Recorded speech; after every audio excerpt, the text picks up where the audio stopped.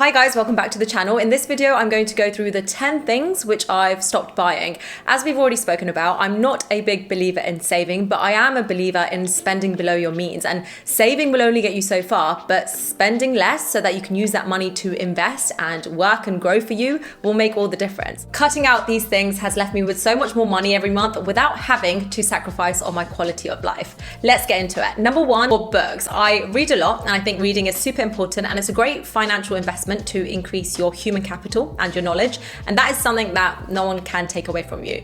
Material items can go out of fashion, they can be stolen, looks fade, but knowledge, once you've acquired it, that's yours to keep. It will always stay with you. So now what I do is I keep my all-time favorite books in a hard copy on my bookshelf, and then the ones that I know that I won't be reading again and again and again, I either buy it on my Kindle or I rent it for free through my local library on an app called Libby.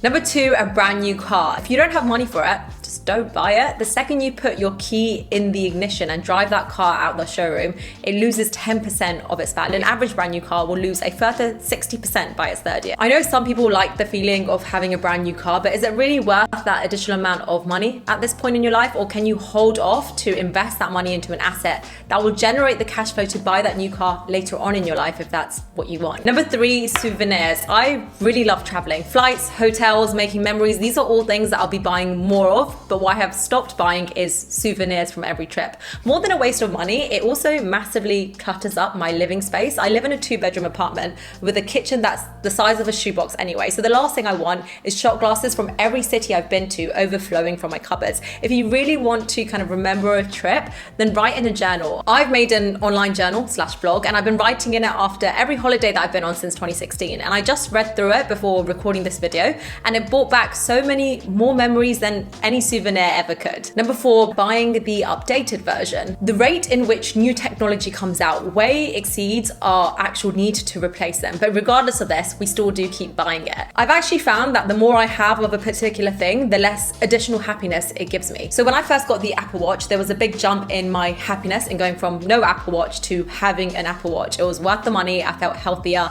I felt happier with all the workout prompts. It did the job that I was looking for. And then a year later, a new version came out and I spent a few £100 more to get the upgrade, and that maybe 5% increase in happiness that I got from getting a slightly better version just didn't correlate to the amount of money I spent on it. So now whenever I think of upgrading something, I always ask myself, is it really worth spending that 100,000 quid more to upgrade this specific thing? Or should I rather spend that money on a new experience or a new item that will correlate more to the amount of happiness I get from it?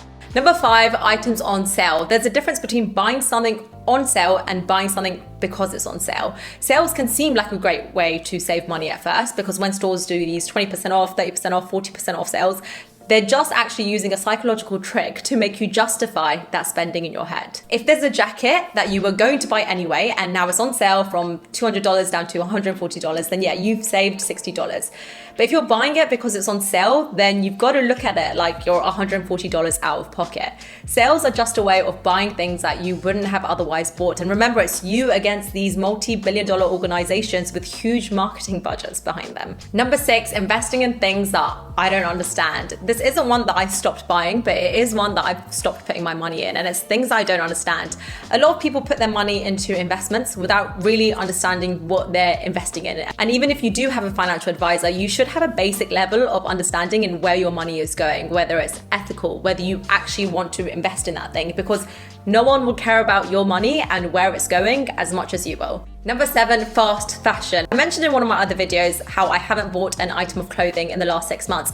I didn't think this was anything surprising, but it seems to be. Long story short, I used to shop at all the fast fashion shops you can think of, Forever 21, Misguided, Boohoo, whatever. But when I look at my closet today, none of those fast fashion items that I bought are still in there. I used to spend a lot of money on stuff that I'd wear a few times and then I'd get rid of them because it started frailing or it went out of fashion. Now I've learned my lesson, and when it comes to clothing, I'm so much more about quality over quantity. If something feels really good and it's really comfortable, then I'd buy it even if I'm spending a bit more money than I would have if that was a fast fashion item at Forever Forever 21 or something. Also, I find that having fewer clothes just frees up my mental space. I don't have to spend much time deciding what I'm going to wear. And I have like 3 different tops that I choose between when I'm recording my YouTube videos, and it's just one less thing that I have to worry about. Number 8, anything high maintenance. So that's getting my nails done, getting my eyelashes done, getting my hair dyed. It's all too high maintenance and it just doesn't happen anymore. And a big part of why I don't get this done is also because of the time it takes to get those things done. When I'm getting my nails done, I can't do anything else at the same time. I can't get my work done at the same time. So for me, it's not only the price I pay for getting these things done, but I also think about it as a time value of me sacrificing an hour that I could have spent on doing something else that would get me a greater return. Just FYI, I don't think of this time dollar value with everything in my life, like seeing my friends, family, going on date night. That would be a bit outrageous, but it is with things that I think are just a waste of time. Number 9, a prenup. This Christmas, I'll be signing up to a prenup, which is a no unnecessary present pact.